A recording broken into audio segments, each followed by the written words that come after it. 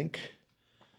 Eh, I would have preferred to be in the other room, but there's a yoga class going on, so what are you gonna do? So post cardio, 30 minutes, hard on the seated bike, shirt drenched. And unfortunately, I did not bring a second shirt, so I'm gonna I have to put this back on. Not ideal. Not a freaking deal. So this is a little bit of a pumpless, soft light check-in. But we still got some shit going on, that's for sure.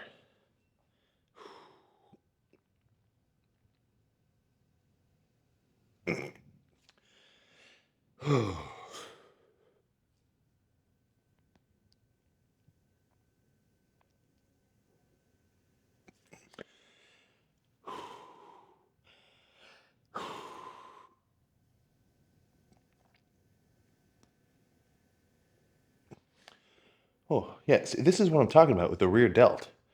Like, see how it's extra round over the back too, and not just the front? You guys been slacking on your face pulls and bent over lateral raises. I swear, those are the ticket. Reverse pec deck is good too, but sometimes it'll give me a weird feeling in my collarbone that I don't necessarily love. But today's actually wait. I was about to say I'm getting off topic, but I am on topic. Today's back and rear delts. So that comes into play later on. You know, apart from just kind of getting some pumpless check-ins for the record. I guess this clip is really just to kind of rub in your face how you're not doing your cardio. But yeah, we're only halfway through the cut. I'd say another month, there really won't be any point to go any longer than that. I will be at my goal, which is not like a specific number, weight, or anything like that. I just want to be, leaner, more, hungrier, have my appetite kind of reset, and then primed for another bulk. So let's just run through a couple more here that I didn't hit, and then we'll either cut to like maybe a meal or just get to the car. I don't know. I guess we'll have to see what happens.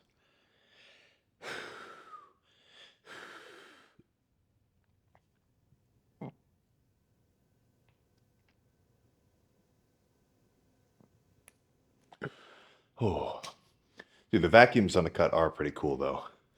Just because my stomach's so empty, I can really pull it in.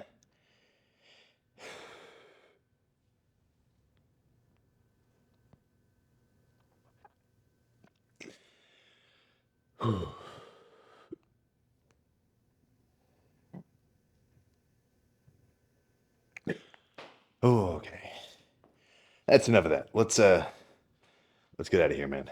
Cardio complete. All right. So headed back to more of kind of I'd say an intense gym for back. I was kind of torn.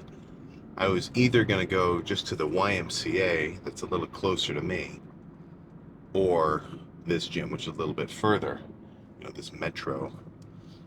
But, I mean, really there was no real question. Because the YMCA, they've only got cables, like they have a hammer strength row, like the classic, holy fuck, I'm actually supposed to go left, whoops. Well, that was fucked. Like the classic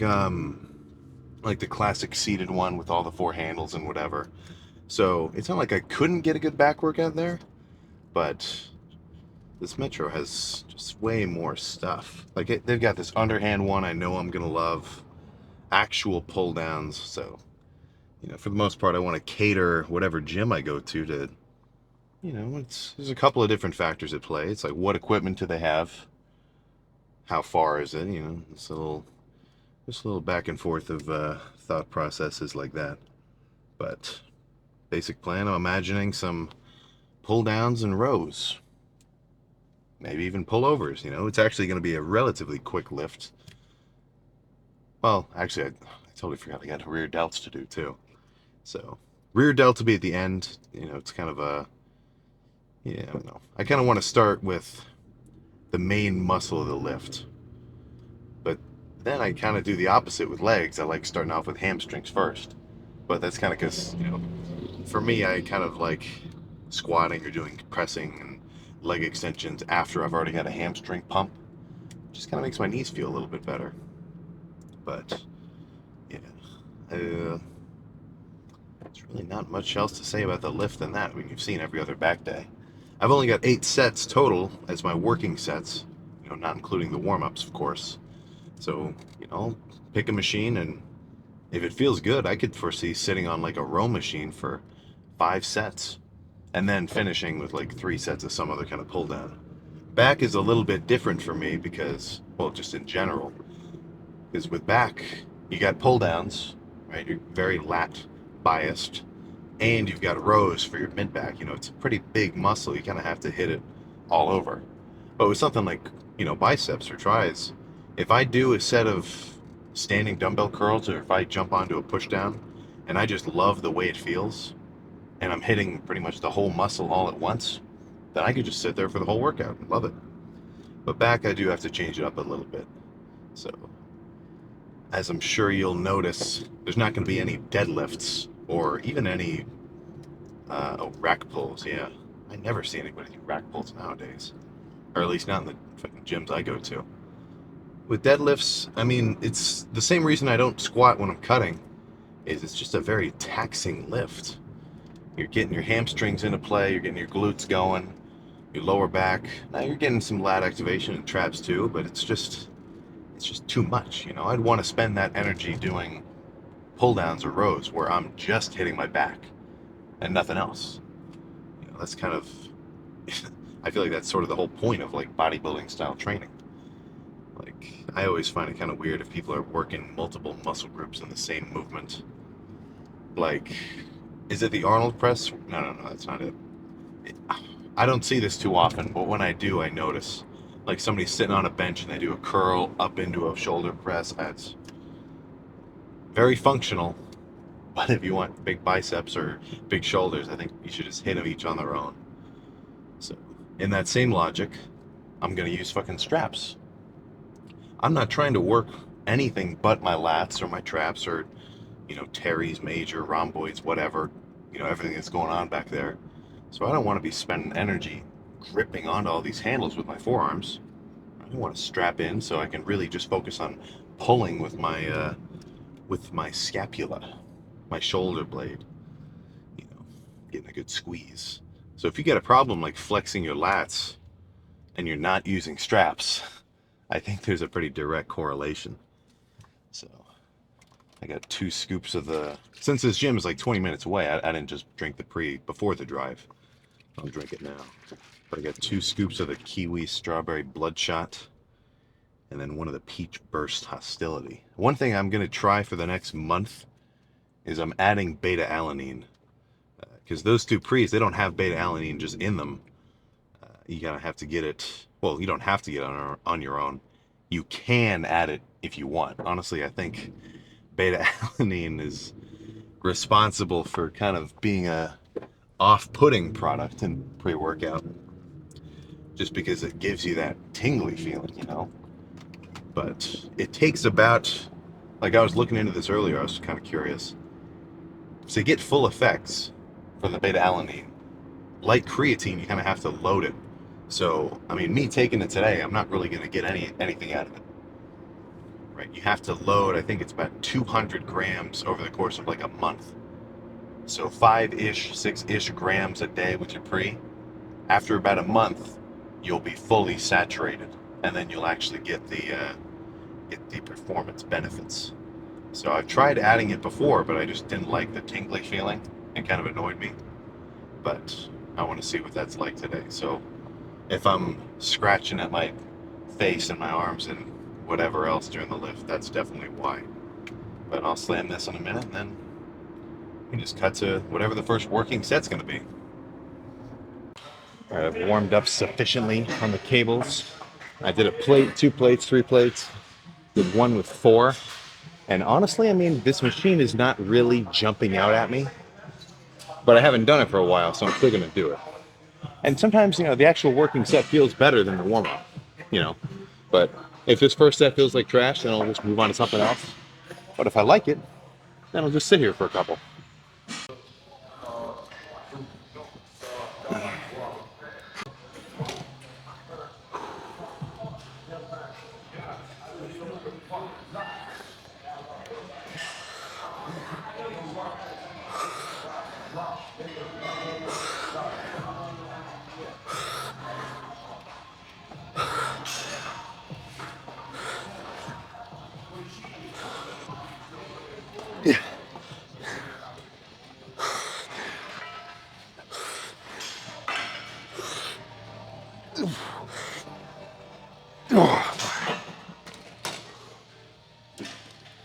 Yeah, fuck this machine.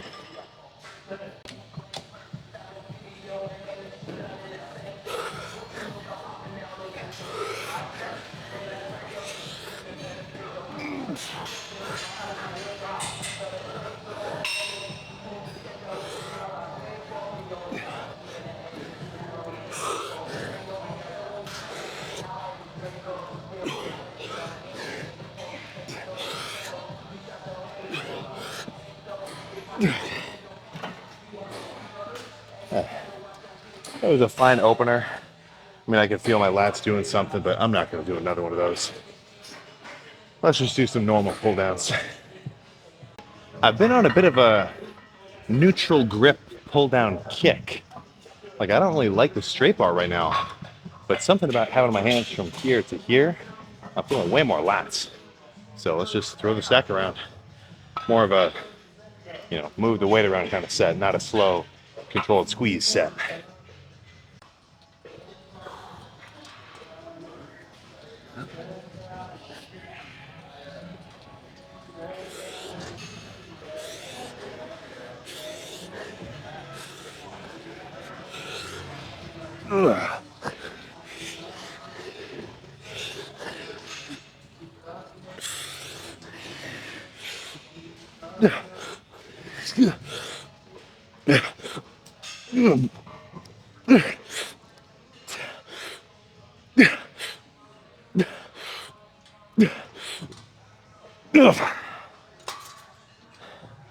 One more.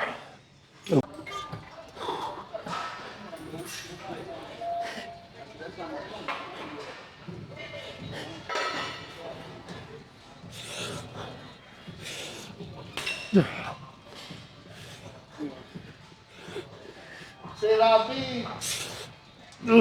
C'est la vie.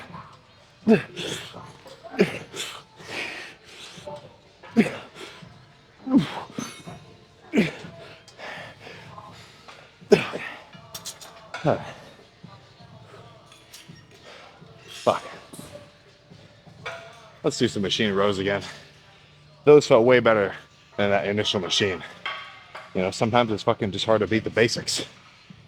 This is the movement that I wanted to start on, but due to availability issues, the workout got changed up a little bit. So you got to be able to have an open mind to just pick new machines on the fly. Now, lifting for a long time and having like experience on what feels good and like different sort of substitutions that would make sense. Like if I wanted to start off my chest day with incline Smith and it was taken, I'm not going to jump to pec flies.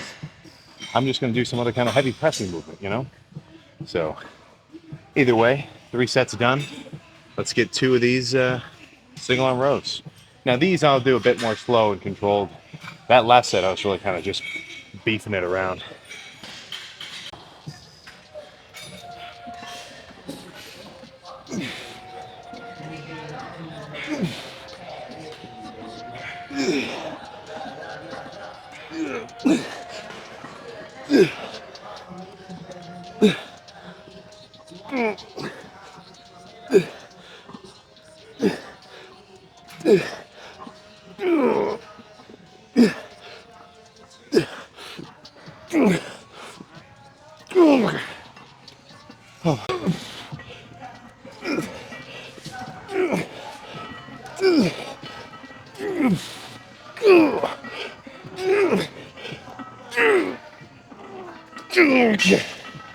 Okay. Let's drop the weight and do a double arm set instead of one at a time.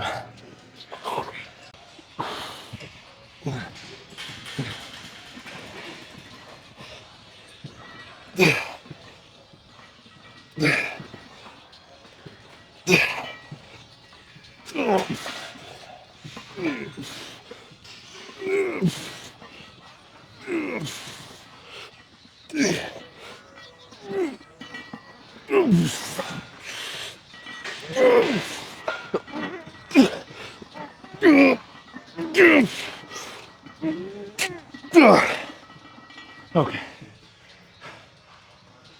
That's enough of that. Let's do something. Okay, getting back into a pull down style movement. I'm gonna do some single arm total pull downs. And this kind of feels nice. It's like, for one thing, you get to focus on squeezing one lat at a time, unlike normal pull downs. But with this whole pulley system, you don't build up so much momentum. Like if you've done a dumbbell curl versus like a cable curl, you kind of get what I'm talking about. So it's just kind of easier to squeeze. That's pretty much the only point I'm getting at. So I think probably at least 2 here, but if I love it, I'll just finish with these and then we can go check the back pump. So I will just have to find out.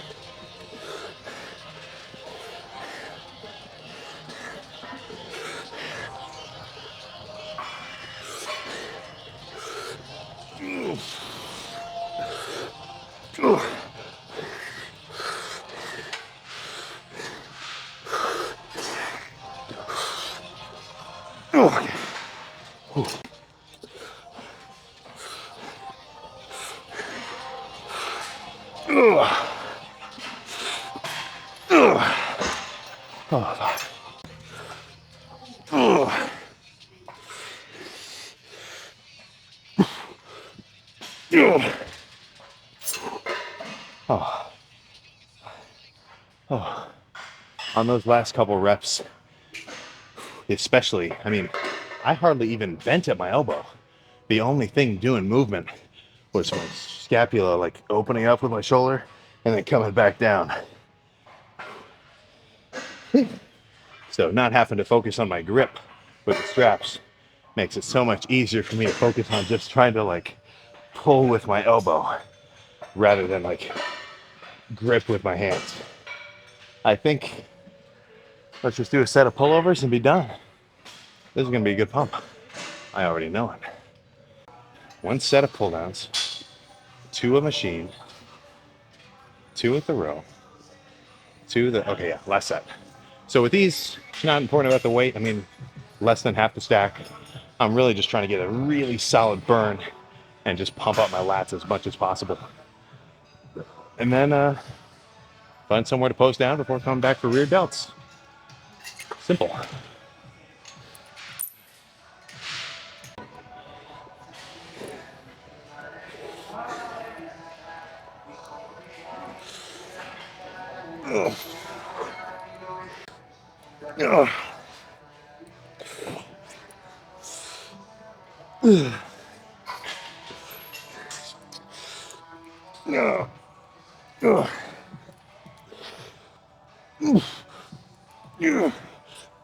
Okay.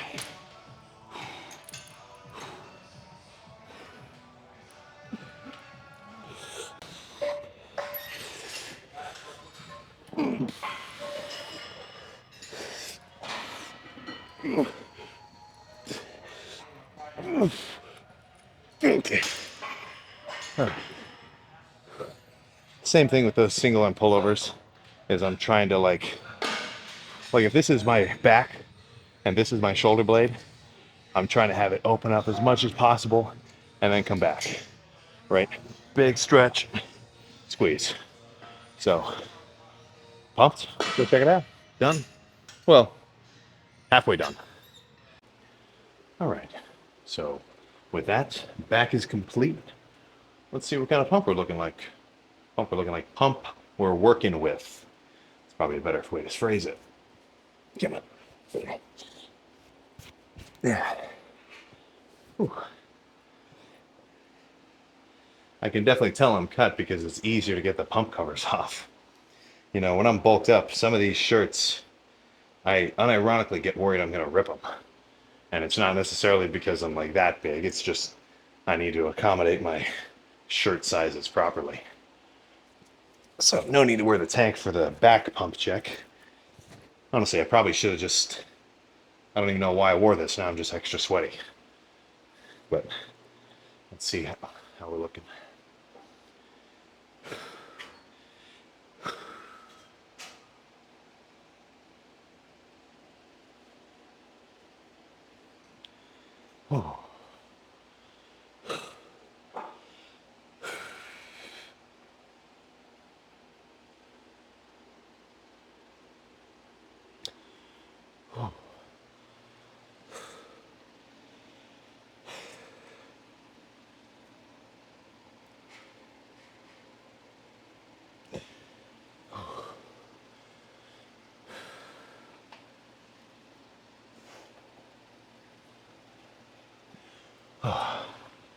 All right, back is done.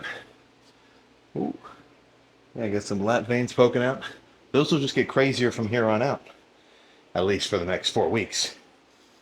And then, they'll start to subside once I get a little bit more fluff back on me.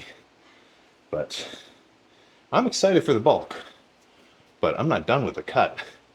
I'm not just going to cut the cut short. I want to get a little bit leaner first, so I'm primed to, really jack up the appetite. So that'll be October. No, wait. November? Something like that. Either way, let's go finish rear delts and then either come back here or find a different lighting spot. We'll see. So I'm sure my traps will come into play a little bit, but with the bent over lateral raises, you can go pretty fucking heavy. So I'm gonna grab the 65s. And even though it kind of may look like I'm swinging the weight around, I am actively trying to flex my rear delts at the top. So I think 2 heavy sets of these and move on to something else.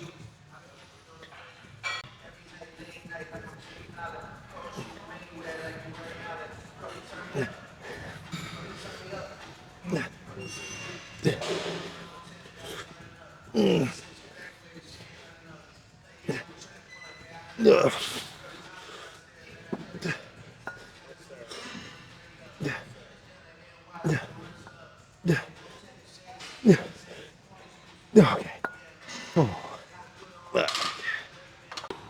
Six fucking great. Never made it. Crazy.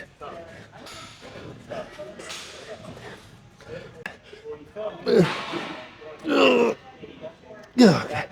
All right. Oh, fuck.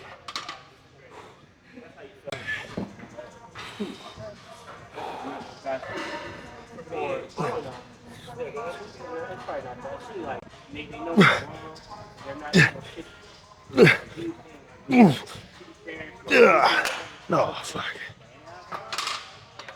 Okay. Let's do a little more of a squeezing movement. Not sure what. Another staple rear delt movement. Lying face pulls. Now, Sam, why would I want to? Isn't your whole shit to not overcomplicate movements? You can just do face pulls standing up. You would be right, but doing face pulls standing up, you're kind of like leaning over. Every time you do it, you're kind of moving your body. It's just not ideal. I don't love it. So I'd rather lay down, not have to focus on stability at all, and just, focus my entire brain on sending signals to make my rear delts fire, right? Not that I'm thinking about it like that scientifically, but yeah, if I can make you wouldn't want to do bench press like standing and bending backwards and like holding yourself up in the air, would you? No, you want to stabilize all the muscles except for the ones you're trying to target. So same thing here with these laying face pulls.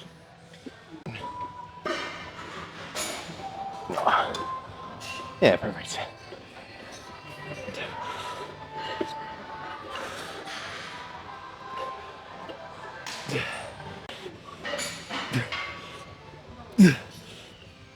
Okay.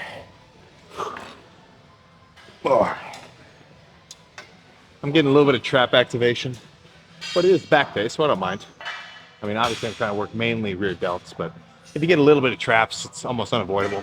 Just try not to do all traps when you do these.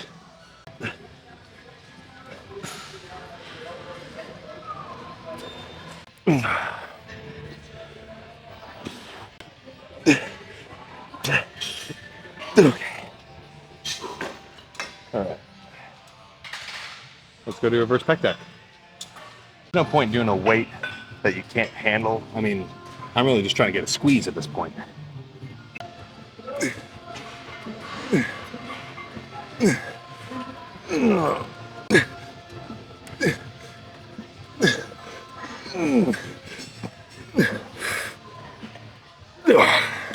One more.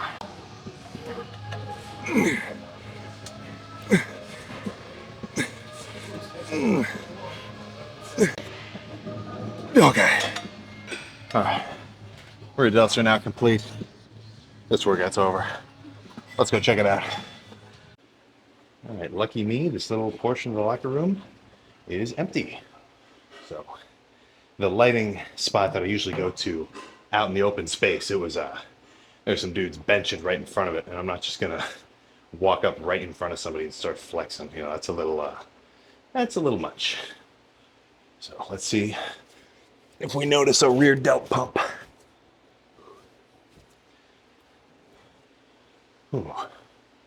Okay.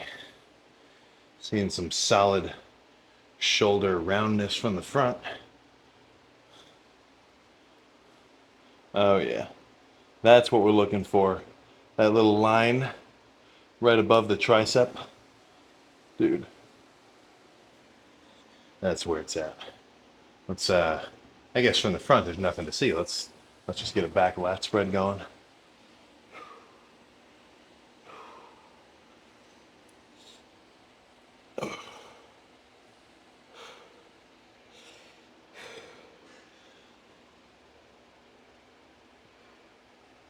Oh. What other poses emphasize the rear delts? Side chest? Side try?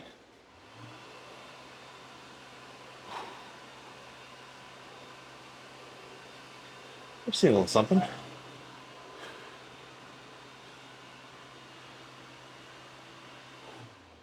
Ooh. Okay, yeah. Now that's a fucking solid one. That might be the thumbnail. Whew. Ooh. What well, I guess there's no other poses to really hit. Let's just hit a couple kind of just for fun at this point.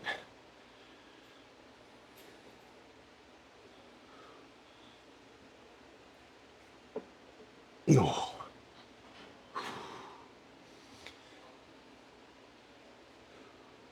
Definitely have a residual back hump still. Okay. Yeah, now we're just flexing for no reason.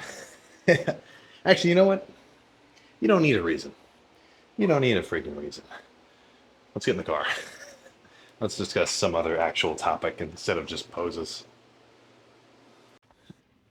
All right, so back and rear delts complete, pumped, and in a more pressing matter, I'm fucking starving right now. Let's do a little bit of a macro check. It's 6:30, and I've had 1,300 calories. Well, actually, no. I've had 1,100, and I'm about to have another 200 with this protein bar. So, 7 grams of fat. Not ideal, but what are you going to do? 22 grams of carbs. But that's not the end of the story, because you read one little, one couple of letters over. Fiber, 10 grams. So for the most part, fiber is going to be insoluble, which means, sure, it's technically still made of carbs, like glucose molecules chained together, but it's called fiber, right? Because it's fibers. You can't break it up. I guess that's not why it's called that, but whatever. You can't digest fiber for energy, you know.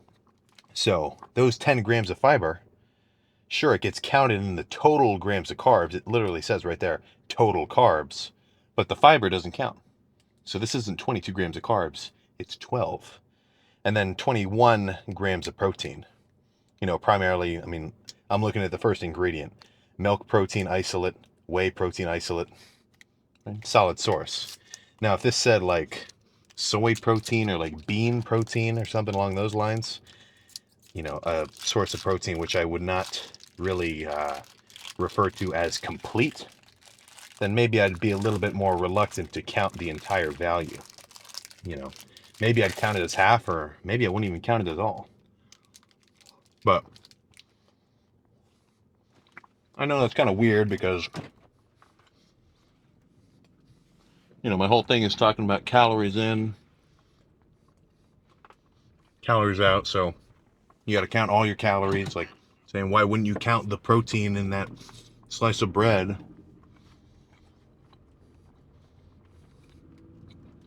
I mean, it's just not a complete protein, you know. So I just don't really feel like it's doing that much. But that's probably something where I'm a little bit more prone to just have a bro science mentality about it instead of like a legit whatever. But, I've cut down a couple of times, pretty lean, and I've always counted the non-dedicated protein sources as negligible. And guess what? It seems to work when I track everything else, pretty hard. So I hear this cope a lot. Well, food labels they can be up to 20% inaccurate, there's really no point. Like, why would you even track your macros if they're probably 20% inaccurate? So, what are you going to do, man? Whatever. No matter what, you're going to have a better chance of getting lean by tracking your macros, even if the nutrition label is slightly off, than if you just say, whatever, I'll just eat.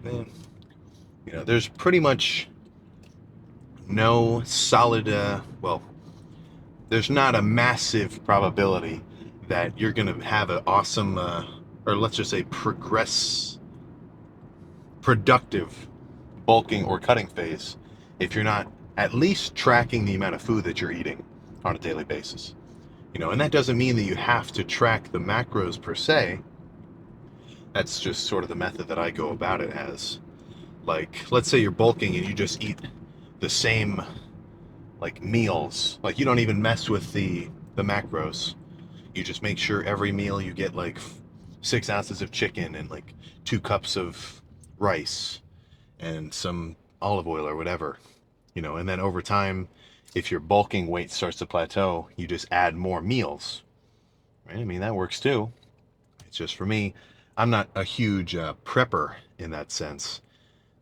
If I know I'm going to be gone for a substantial period of time, like when I go to class or if I've got like a road trip or something or whatever, then I might be more prone to, prep some stuff. But for the most part, I just kind of make the food when I need to eat it.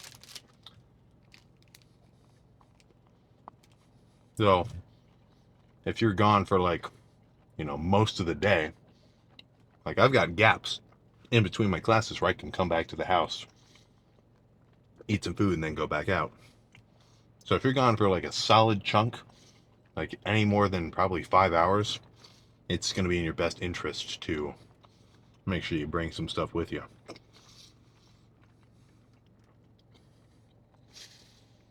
Wow, this is a long ass light. Because, I mean, whether you're bulking or cutting,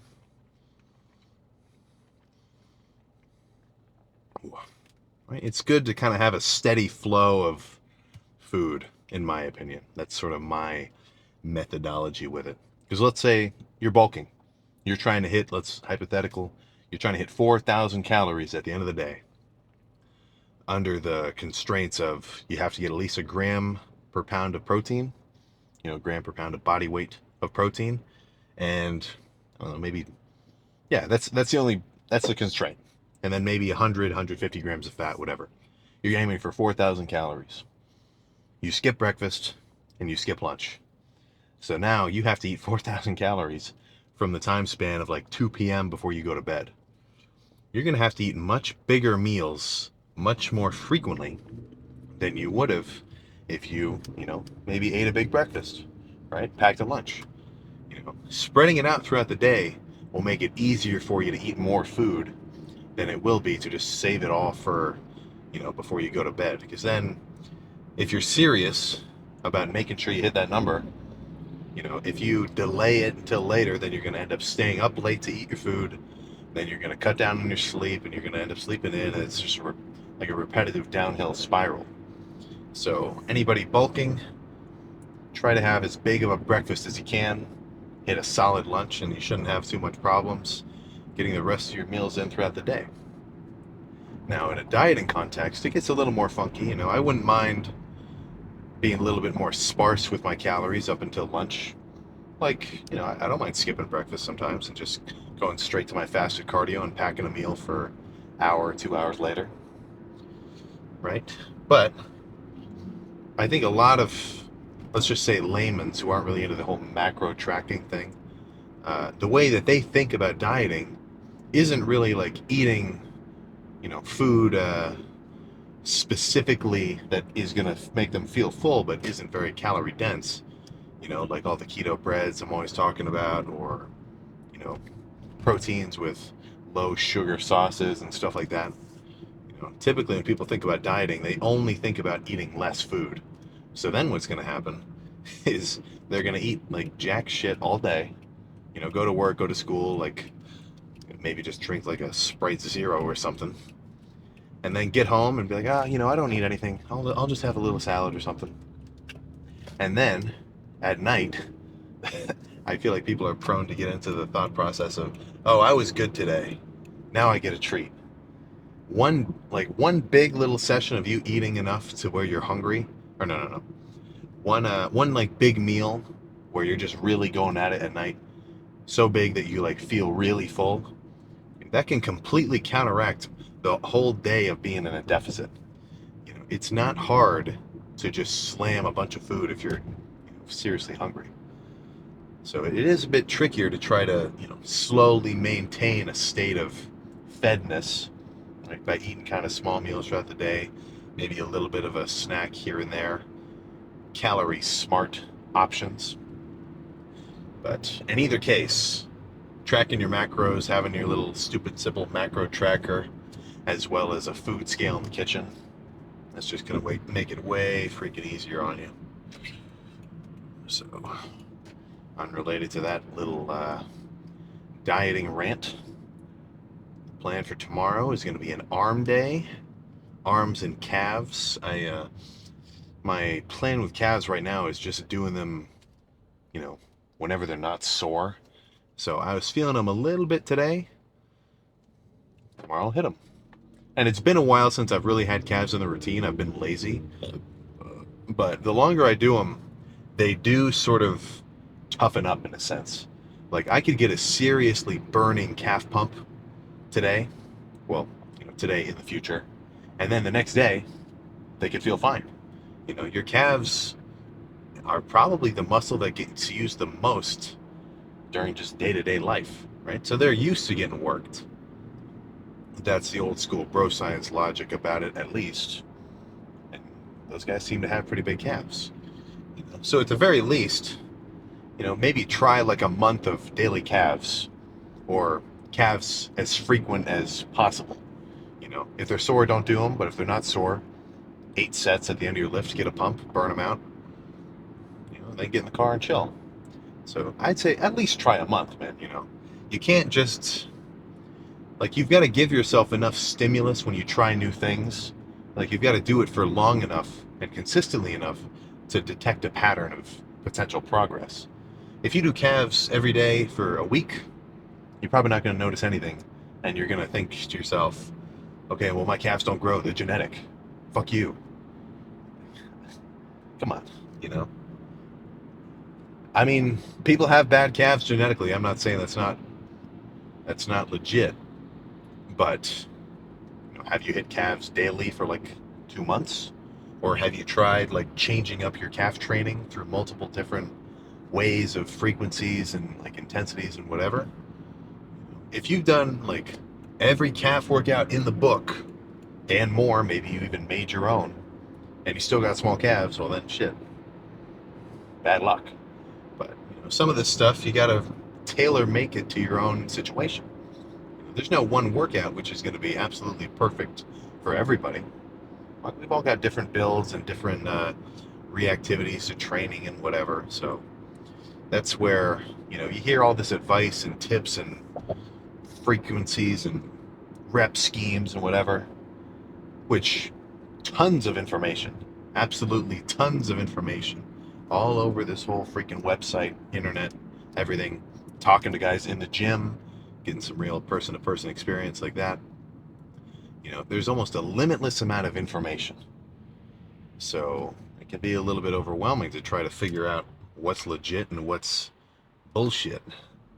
But that's the responsibility of you, right? To be able to figure out what makes sense, what's going to work and what isn't.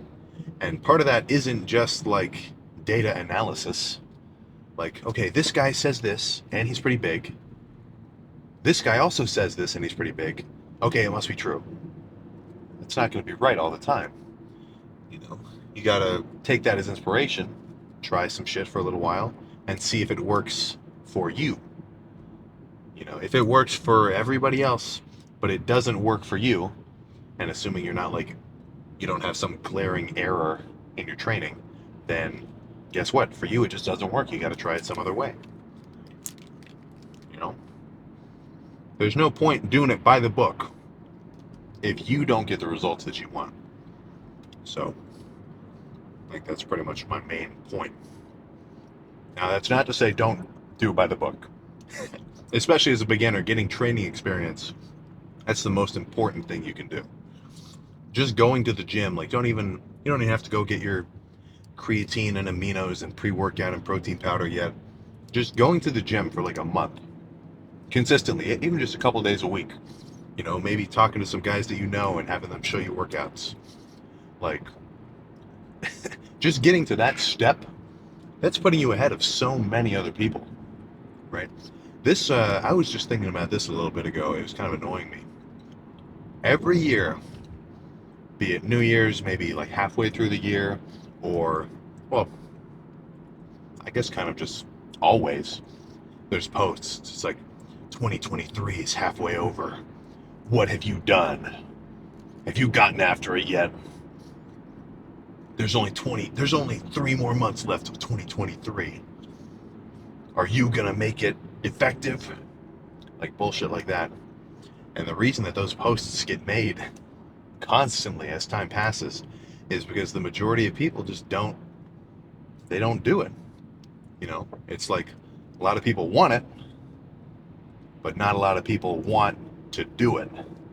Right? So just by taking that one little step, you're separating yourself from the herd. And that